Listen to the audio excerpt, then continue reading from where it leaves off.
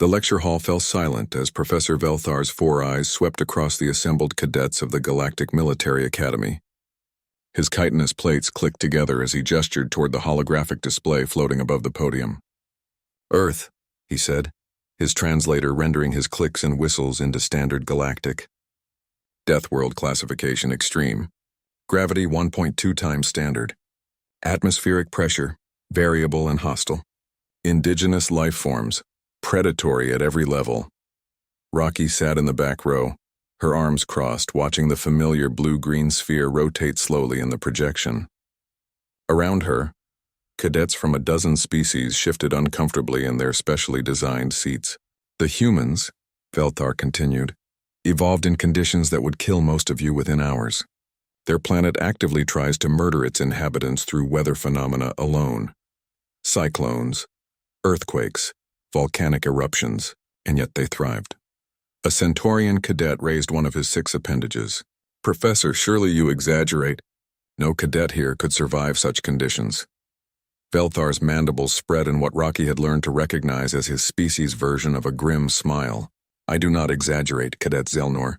In fact, no cadet currently enrolled could last a single rotation on Earth's surface without extensive environmental protection." Rocky's hand shot up. The professor's eyes swiveled toward her. "Yes, Cadet Rocky?" She stood, her boots hitting the floor with a weight that made several nearby cadets flinch. "Then how am I standing here, sir?" The lecture hall erupted in whispers and chittering. Velthar's translator fell silent, and Rocky knew he was considering his words carefully. "Perhaps," he finally said, Cadet Rocky would care to enlighten the class about her homeworld's unique characteristics. Rocky walked down the steps toward the front of the hall, her gait easy despite the Academy's reduced gravity, which most species found comfortable, but she found maddeningly light.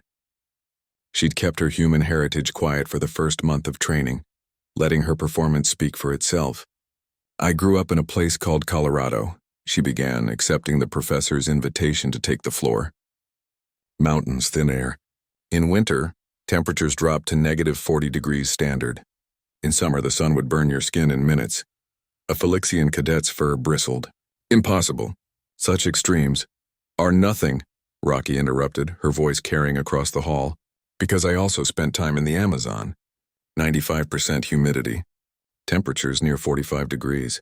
Rain that could flood entire valleys in hours. Insects that could kill you with a single bite." She pulled up her sleeve, revealing a pale scar. "This is from a rattlesnake when I was 12.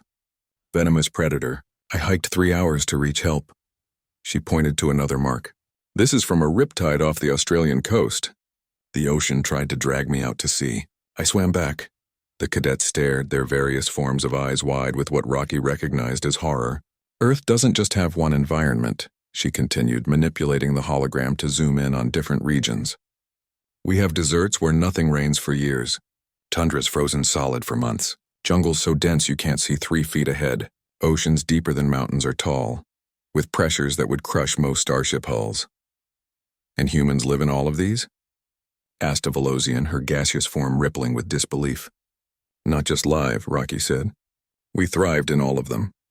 We evolved as pursuit predators. We'd chase prey until it collapsed from exhaustion. We learned to throw projectiles with accuracy no other species has matched. Our bodies regulate temperature through a cooling system so efficient that we can run for hours in heat that would kill you." Professor Velthar clicked his approval. "Continue, Cadet." "Every cadet here trains in 0.7 standard gravity," Rocky said. "I've been training with weighted gear to simulate what I'm used to." "Your extreme endurance course?" "I finished it in half the qualifying time because to me it's a light jog." She paused, meeting the eyes of cadets around the room. "Earth has megafauna that could tear through most of your species' battle armor. We domesticated some of them. We have weather patterns that spawn tornadoes, rotating columns of air moving at 300 kilometers per hour. We built cities anyway. We have tectonic plates that shift and destroy those cities. We rebuilt them."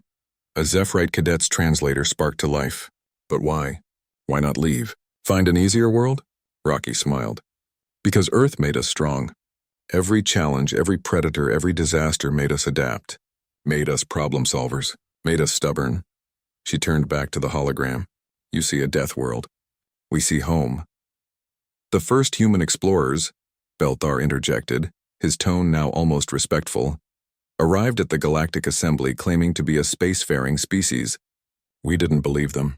We thought they were refugees from some cataclysm, that they'd stolen the technology. But we built it ourselves, Rocky said, in a fraction of the time it took most species. Because when you spend your entire evolutionary history fighting your own planet just to survive, building a spacecraft is just another problem to solve. She looked around at the assembled cadets, seeing the mixture of fear and newfound respect in their alien features.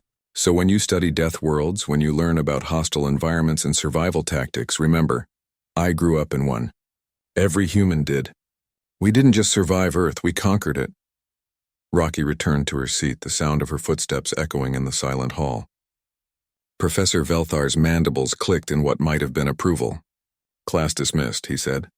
And perhaps some of you should reconsider who you choose as your training partners. I suspect Cadet Rocky has much to teach us all. As the cadets filed out, many cast sidelong glances at the human in their midst. Rocky caught a few nods of respect, a few gestures of greeting in various alien customs. She'd revealed her secret, but she'd also made her point. Earth hadn't just produced survivors. It had forged warriors. And the galaxy was only beginning to understand what that meant.